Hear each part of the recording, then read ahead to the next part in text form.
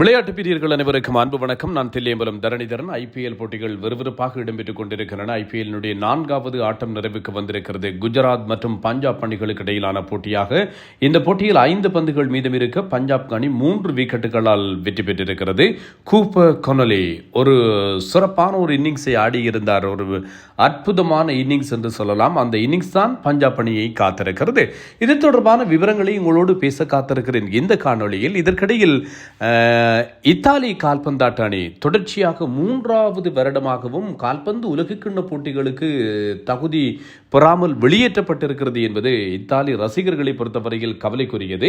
இந்த 2026 கால்பந்து உலகக்கிண்ண போட்டிகளுக்கு உங்களுக்கு தெரியும், ஏற்கனவே நான் சொல்லியிருந்தேன், 48 அணிகளிலே 6 அணிகளுக்கு வாய்ப்புகள் இருக்கிறது. அதிலே இத்தாலியும் வருவதற்கான வாய்ப்புகள் இருக்கும். அவர்கள் இறுதிப் போட்டியை வெற்றியீட்டுவார்களாக இருந்தால் என்கின்ற ஒரு நிலைமை இருந்தது. பெனால்டி ஷூட் அவுட் முறை மூலமாக அந்த போட்டியில் இத்தாலியால் வெற்றி பெற முடியாத போக இந்த 2026 உலக கிண்ணத்திலும் FIFA வேர்ல்ட் கப்பிலும் அவர்கள் பங்கேற்க தகுதியை இழந்திருக்கிறார்கள். முன்னாள் சாம்பியன்கள் இத்தாலி என்பது இங்கே சுட்டிக்காட்டக்கூடிய ஒரு விஷயம். இதே போன்று 2022 அவர்கள் தகுதி பெறவில்லை, 2018 அவர்கள் தகுதி பெறவில்லை. தொடர்ந்து 3 உலக கிண்ணத்துக்கு முன்னாள் உலக சாம்பியன்கள் தகுதி பெறாமல் வெளியேற்றப்பட்டிருக்கின்றமை இத்தாலி கால்பந்து ரசிகர்களுக்கு ஒரு பெருத்த வேதனைக்குரிய ஒரு விடயமாக மாறியிருக்கிறது.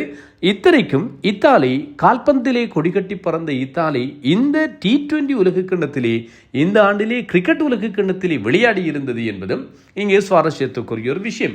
ரைட், வாருங்கள் நாங்கள் ஐபிஎல் பற்றி பேசுவோம். ஐபிஎல்லை பொறுத்தவரையில் 4வது ஆட்டம் குஜராத்துக்கு சொந்தமான சந்திகார், பஞ்சாபிலே அமைந்திருக்கின்ற சந்திகார் மைதானத்திலே தான் போட்டி இடம்பெற்றது. இது 4வது ஆட்டம். முன்னைய 3 ஆட்டங்கள் தொடர்பாகவும் காணொலிகள் தந்திருக்கின்றேன். நல்ல வரவேற்பு கிடைத்திருக்கிறது. தொடர்ச்சியாக உங்களுடைய வரவேற்புக்கு அமைய காணொலிகளை தரலாம் என்று சொல்லி நம்புகிறேன்.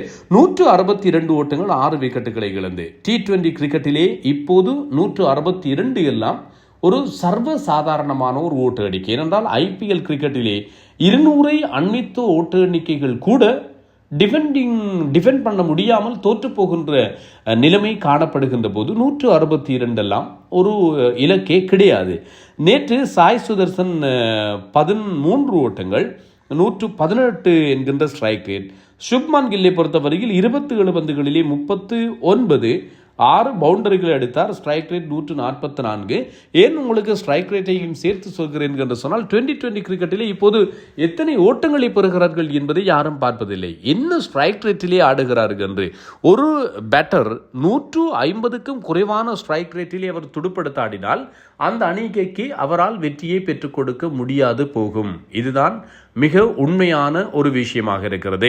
இந்த 150க்கும் மேற்பட்ட ஸ்ட்ரைக் ரேட்டிலே இவர் ஒவ்வொரு வீரர்களும் துடுப்படுத்த ஆடுகின்ற போதுதான் என்ன நடக்கும் என்றால் 180 முதல் 200 அல்லது 200 கடந்த ஒரு ஓட்டு எண்ணிக்கை பெறுவதற்குரிய ஒரு வாய்ப்பு இருக்கிறது. ஆகவே எல்லா வீரர்களும் கடந்த காலங்களை போன்று, அது முன்னைய காலங்களிலே 110, 20, 30 இந்த ஸ்ட்ரைக் ரேட் எல்லாம் ஓரளவிற்கு பேசப்படத்தக்கனவாக இருந்தனால் இப்போது 150க்கும் குறையாத ஸ்ட்ரைக் ரேட் ஒவ்வொரு வீரருக்கும் தேவையாக இருக்கிறது. நீங்கள் முடியுமாக இருந்தால் ஒவ்வொரு போட்டியையும் உற்று அவதானித்து பாருங்கள். நான் சொல்வதனுடைய உண்மைத்தன்மை எவ்வாறு என்பது புலனாகும்.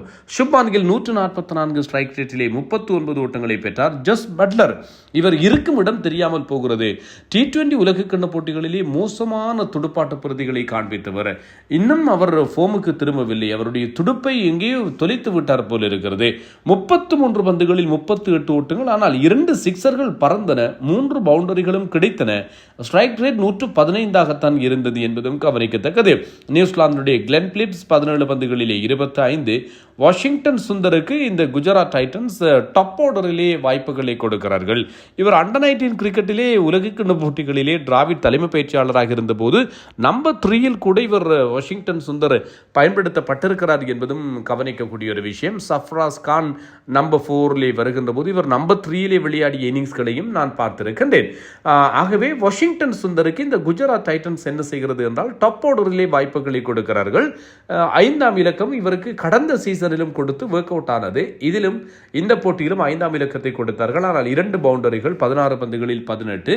ஷாருக் கான் 4, அதே போன்று ராகுல் டிவாட்டியா 11. 162 ஓட்டங்கள் தான் பெறப்பட்டது. 8 1-0 என்கின்ற அடிப்படையிலே பந்து வீச்சை பொறுத்தவரையில் அர்ஷ்தீப் சிங் இறுதி ஓவரிலே இவர் இந்த ஒயிட் ஜோக்கர்ஸுக்கு அதிகமாக ட்ரை பண்ணுகின்ற ஒரு நல்ல பந்து வீச்சாளர். T20 உலகக்கிண்ணத்திலும் இந்த சிக்கலை நாங்கள் பார்த்தோம். இந்த ஒயிட் ஜோக்கர்ஸுக்கு அதிகமாக யோக்கர் பந்துகளை வீசுவதற்காக முயற்சிக்கின்ற போது கொஞ்சம் அகலப்பந்தாக போகிறது. சில வழிகளில் இது அணிக்கு சேதாரம் இல்லாமல் போகலாம். ஏனென்றால் அந்த இறுதி ஓவரில் வீசுகின்ற போது பவுண்டரிகள் சிக்ஸர்கள் பெறப்படுவதையும் விட ஒரு ஒயிட் பந்தாக ஒரு ஓட்டம் பெறப்படுவது, இன்னும் ஒரு எக்ஸ்ட்ரா பந்து வீசப்படுவது என்பது பார்ப்பவர்களுக்கு இது ஒரு மோசமான பந்து வீச்சு பிரதியாக இருந்தாலும் சில வழிகளில் அணிக்கு பலத்த சேதாரத்தை கொடுக்காது. ஆனால் எங்களுக்கு வெறுப்பேற்றிவிடும் இத்தனை பந்துகளை வீசுகிறாரே என்று.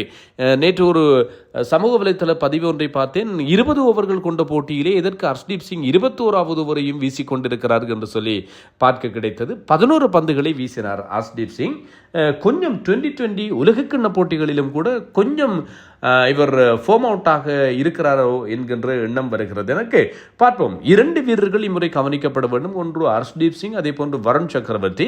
இருவரும் இந்த 2020 உலகக்கிண்ணத்திலும் கூட பெரிதாக இதையும் சாதித்திருக்கவில்லை என்பதும் ஞாபகப்படுத்தக்கூடிய விஷயம். 4 ஓவர்கள் 42 ஓட்டங்கள். ஜேவியர் பார்ட்லீட் இவர் ஆஸ்திரேலிய வீரர், 4 ஓவர்கள் 36 ஓட்டங்கள். விக்கெட்டிலி மார்க்கோ ஜான்சன் சிறப்பாக 4 ஓவர்கள் 20க்கு 1. விஜய் குமார் வைஷாக் 4 ஓவர்கள் 34 ஓட்டங்களுக்கு 3 விக்கெட்டுகள். முன்னர் இவர் RCBயிலே விளையாடிய ஒரு வீரர். யுஷ்வேந்திரா சகால் இவரும் RCBயினுடைய முன்னாள் வீரர் என்பதை சொல்ல தேவையில்லை. 4 ஓவர்கள் 28க்கு 2. பஞ்சாப் கிங்ஸ் 10க்கு துடுப்படுத்த ஆடியது. பிரியனா ஷாரியா மற்றும் பிரப்சிம்ரம் சிங் எதிர்காலத்தில் இந்திய கிரிக்கெட்டினுடைய ஆரம்ப வீரர்களாக கூட வந்தால் கூட ஆச்சரியப்படுவதற்கில்லை என்பதும் கவனிக்கத்தக்கது. ஆனால் ஆர்யா 7 ஓட்டங்கள், பிரப்சிம்ரம் சிங் 4 சிக்ஸர்கள் 24 பந்துகளிலே 37 ஓட்டங்களை பெற்றுக்கொண்டார். ஸ்ரேயா ஷையர் 18 ஓட்டங்கள், Nehal Wadhera 4, Shashank Singh 4, Marcus Stoinis 0, Marco Jansen 9, Xavier Bartlett 11 என்று சொல்லி ஓட்டங்களை குவித்தார்கள். ஆனால் ஒரே ஒரு வீரர் தான் ஒரு சூப்பர்வான இன்னிங்ஸ் விளையாடினார். கூப்பர் கானோலி 3ஆம் இலக்கத்தை கொடுத்தார். ரிக்கி பாண்டிங் இவர் ஆஸ்திரேலிய வீரர்கள் அதிகமானவர்களை ஏலத்தில் இவர் எடுக்கிறாரே என்று சொல்லி நீங்கள் அங்கராய்த்திருப்பீர்கள். அவருக்கு ஆஸ்திரேலியர்களுடைய திறமை தெரியும். 3 கோடி கொடுத்து இந்த வீரரை கூப்பர் கானோலி 22 வயதான ஒரு வீரர். இவர் ஒரு பேட்டிங் ஆல்ரவுண்டர் என்பதும் சுட்டிக்காட்டக்கூடிய ஒரு விஷயம். ஜடேஜா போன்று ஒரு பாணியிலே ஆர்த்தடாக்ஸ் பந்துகளை வீசக்கூடிய ஒரு பந்து வீச்சாளர். அதே நேரத்தில் நல்ல பெருமதியான துடுப்பாட்ட வீரர் என்பதும் ஞாபகப்படுத்தத்தக்கது. 2022 இவர் ஆஸ்திரேலியாவினுடைய அண்டர்-19 கிரிக்கெட்டினுடைய கேப்டனாக விளையாடி இருந்தார் என்பதும் நினைவுபடுத்தக்கூடிய ஒரு விஷயம். ஆஸ்திரேலியாவினுடைய தலைவராக இவர் விளையாடி இருந்த ஒரு வீரர். எதிர்காலத்திலே கிரிக்கெட் ஆஸ்திரேலியாவை தலைமையேற்று வழிநடத்தக்கூடிய ஒரு வீரராகவும் இருப்பார் என்று சொல்லியும் பேசப்படுகிறது. 3ஆம் இலக்கத்திலே மிகச்சிறப்பாக அவர் விளையாடி இருந்தார். அவருடைய இன்னிங்ஸ் தான் ஆஸ்திரேலியாவிற்கு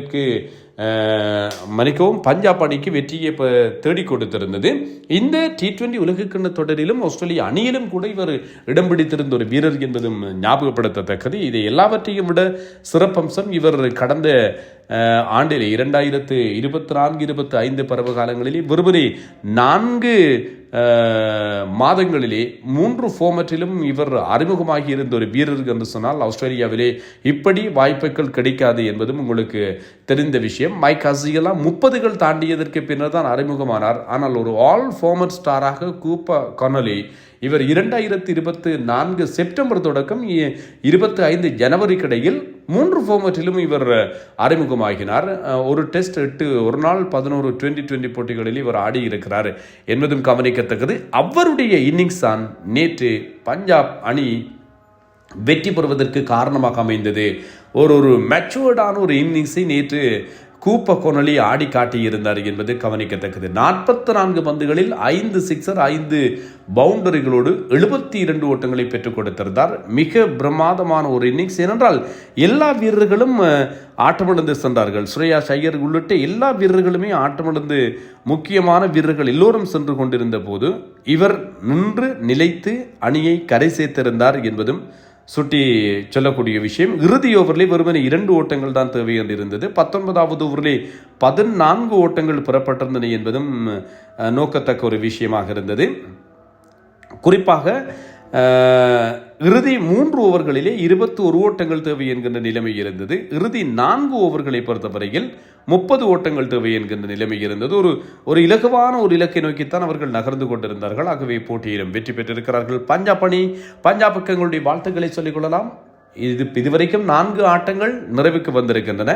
ஒவ்வொரு போட்டிகளினுடைய விவரத்தையும் உங்களுக்காக நான் சொல்லிக் கொண்டிருக்கிறேன். அத்தனை விவரங்களும் உங்களுக்காக வந்து சேரும். ராஜஸ்தான் ராயல்ஸ், ஆர்சிபி, மும்பை மற்றும் பஞ்சாப் ஆகிய அணிகள் விளையாடி இருக்கின்ற ஆட்டங்களிலே வெற்றி பெற்றிருக்கிறார்கள் என்பதும் குறிப்பிடக்கூடிய ஒரு விஷயம். இதே போன்று Gujarat, Kolkata, Sunrisers, Chennai super Kings ஆகிய அணிகள் தாங்கள் விளையாடிய போட்டிகளிலே தோல்வியை தழுவியிருக்கிறார்கள்.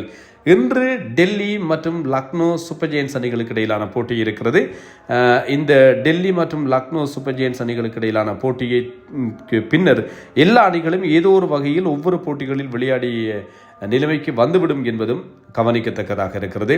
7:30க்கு டெல்லி மற்றும் லக்னோ சூப்பர் ஜெயின்ஸ் அணிகளுக்கு இடையிலான போட்டி லக்னோவில் இடம்பெறும். அதனுடைய விவரங்களோடு இன்னும் ஒரு காணொலியில் சந்திக்கலாம். நான் தில்லியபுரம் தரணிதரன்.